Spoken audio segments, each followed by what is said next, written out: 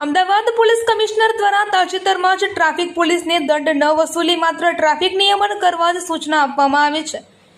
ત્યારે શહેરના કલેક્ટર કચેરી બાજુમાં ચાની દુકાનમાં અકસ્માત અંગેની અરજીમાં 10,000ની લાંચ લેતા ટ્રાફિકના એસઆઈ ઝડપાયા છે। આ કેસમાં પોલીસ સ્ટેશનના અન્ય અધિકારીઓ કે કર્મચારીઓની સંડોવણી છે કે કેમ તેની એસીબી દ્વારા તપાસ કરવામાં આવી રહી છે। વરસાદી માહોલ વચ્ચે આવતીકાલે વડોદરાના માંજલપુર વિધાનસભાની પેટા ચૂંટણી માટે મતદાન પ્રક્રિયા હાથ ધરવામાં આવશે। આ બેઠક ઉપર ભાજપ અને કોંગ્રેસના ઉમેદવાર વચ્ચે સીધો જંગ જોવા મળી રહ્યો છે।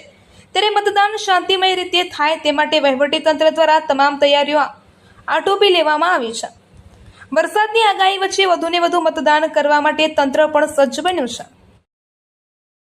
ખંભાત ધર્મજ માર્ગ પર કંસારી ખોડિયાર ચોકડી નજીક એક ગંભીર માર્ગ અકસ્માત સર્જાયો હતો। રોડની સાઈડમાં ઉભેલા લાકડા ભરેલા ટ્રેક્ટરની ટોલી પાછળ બાઇક ધડાકાભેર અથડાતા બાઇક ચાલક યુવક ગંભીર રીતે ઇજાગ્રસ્ત થયો હતો।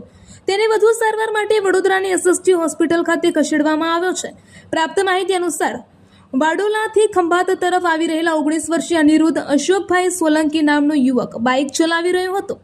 કંસારી ખોડિયાર ચોકડી નજીક બિલીપત્ર પાસે રોડની સાઈડમાં એક ટ્રેલર ઊભું હતું।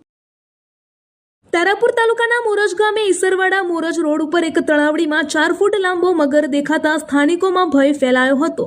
વન વિભાગ અને નેચર હેલ્પ ફાઉન્ડેશનની ટીમ 3 દિવસની સતત વોચ બાદ આ મગરનું સફળતાપૂર્વક રેસ્ક્યુ કરવામાં આવ્યું હતું। મળતી માહિતી અનુસાર ભારે વરસાદને કારણે નીચાણવાળા વિસ્તારોમાં પાણી ભરાયા હતા। આ દરમિયાન ઈસરવાડા મોરજ રોડ ઉપર આવેલી ગેબનશાહ પીરની દરગાહ પાસેની તળાવડીમાં આશરે 4 ફૂટ લાંબો મગર આવી પહોંચ્યો હતો। રસ્તે અવરજવર કરતા લોકો અને ગ્રામજનોની નજર આ મગર પર પડતા જ ભયનો માહોલ। રાજકોટ એસઓજી પોલીસે ગાંજાના મોટા જથ્થા સાથે એક સગીર સહિત 2 સગા ભાઈઓની ધરપકડ કરી છે। પોલીસ તપાસમાં આરોપીઓ ઓરિસ્સાથી ગાંજાનો મોટો જથ્થો લાવ્યો હોવાનું અને પોતે પેડલર નહીં પરંતુ ખેપ મારનાર હોવાનું સામે આવ્યું છે। જેમાં પેડલર હિતેશ દ્વારા બંને ભાઈઓને એક ખેપ મારવા માટે ₹20,000 આપવામાં આવતા હતા અને તેઓની આ બીજી ખેપ હતી અને આ અગાઉ પણ તેઓ એક ખેપ મારી હોવાનું સામે આવ્યું છે। હાલ પોલીસે 7 લાખ રૂપિયાનો 14 કિલો ગાંજો અને મોબાઈલ ફોન મળી કુલ ₹7.34 લાખનો મુદ્દામાલ કબજે કરી રિસીવર અને પેડલરની શોધખોળ હાથ ધરી છે।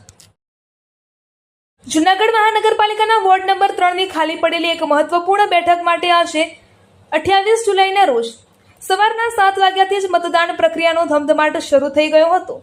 રાજ્ય ચૂંટણી પંચના સત્તાવાર નોટિફિકેશન બાદ જાહેર થયેલી આ પેટા ચૂંટણીની અત્યંત શાંતિપૂર્ણ અને સુચારુ તથા પારદર્શી રીતે સંપન્ન કરવા માટે સ્થાનિક તંત્ર તથા ચૂંટણી વિભાગ દ્વારા તમામ આખરી તૈયારીઓ પૂર્ણ કરી લેવામાં આવી છે।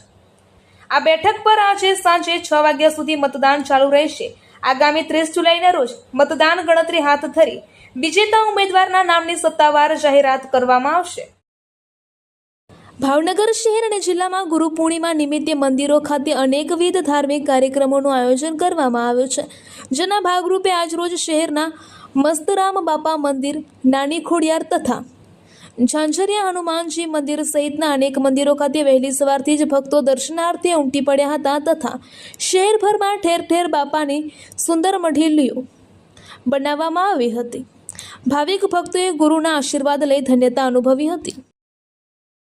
ગુજરાતમાં આયુર્વેદિક યુનિવર્સિટી દ્વારા લેવાઈ રહેલી પરીક્ષાના પેપર વાયરલ મુદ્દે રાજકારણ ગરમાયું છે।